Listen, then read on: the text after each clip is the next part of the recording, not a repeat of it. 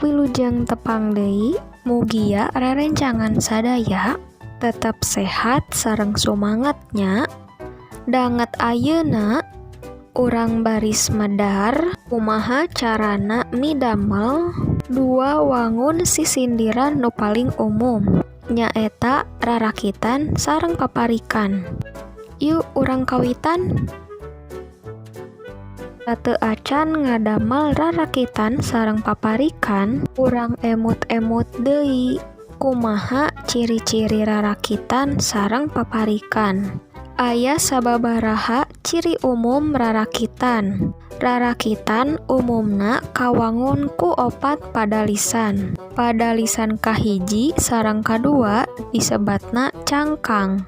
Ari padalisan katilu sareng kaopat disebatna eusi.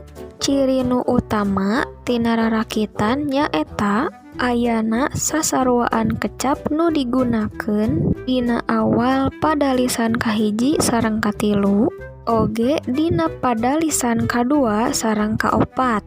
Antawis bagian cangkang sareng eusi dina rarakitan gaduh sasaruaan sora vokal atanapi murwa kanti di bagian tungtung padalisan.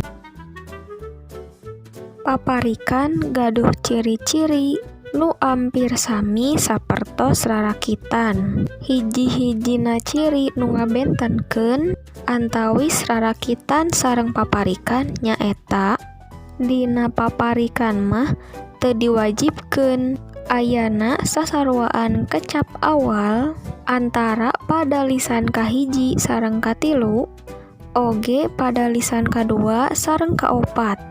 Konsep paparikan mah langkung basa jan sapertos pantun dina basa Indonesia. Lengkah salajengna sateu acan ngadamel rarakitan sareng paparikan nyaeta nangtoskeun eusi atanapi maksud tina rarakitan atanapi paparikan nu bade didamelkeun. Aya 3 eusi umum dina sisindiran. Kahiji piwuruk, nyaeta papatah atawa nasehat kanggo midamel kasaean. Kadua sesebred, maksudna heureuy, guyon atawa nyindir. Katilu silih asih, dilebetna tiasa ngandung ungkara, kanyaah, kacinta, gombalan atanapi ungkara nu bucin. Aya 2 cara ngadamel rarakitan sareng paparikan. Kahiji mayunkeun eusi nembe cangkang, kadua mayunkeun cangkang nembe eusi. Kanggo simkuring pribadi, rupina langkung raos ngadamel rarakitan sareng paparikan nganggo cara nu kahiji. Yuk urang cobian. Nu kahiji, urang damel rarakitan nu eusina piwuruk atanapi nasehat.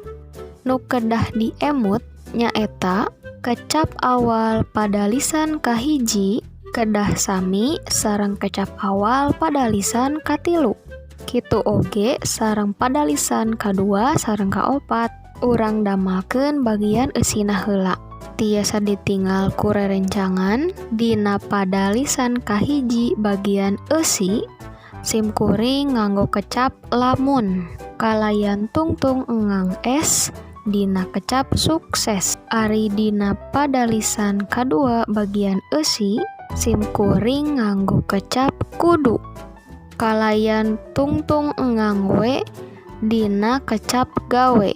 Saatos bagian eusi rengse urang damelkeun bagian cangkang. Minangka pasangan tina padalisan kahiji bagian eusi simkuring nyusun kalimah lamun arek kakanekes. Salajengna minangka pasangan tina padalisan kadua bagian eusi dina padalisan kadua bagian cangkang simkuring nyusun kalimah kudu balik meuli sate. Akhirna hasil susunana teh sapertos kieu. Lamun arek kakanekes kudu balik meuli sate. Lamun hayang hirup sukses kudu rajin barang gawe.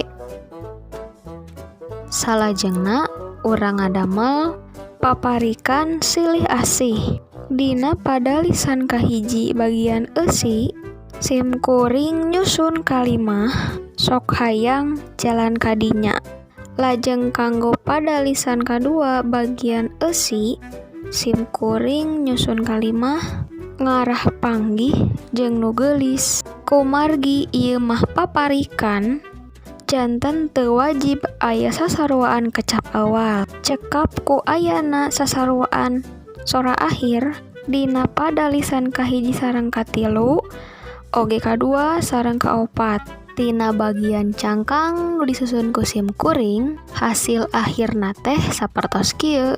Naon teh kecapananya? Ariwat mah basa Inggris, sok hayang jalan kadinya, ngarah panggih jeung nu geulis. Dugi ka dieu mugia rerencangan tiasa pahamnya. Aya budak gede umbel keur huhujanan kabentar. Sok cobi ayeuna damel, kintunkeun kana komentar. Diantos kintunanana nya. Hatur nuhun.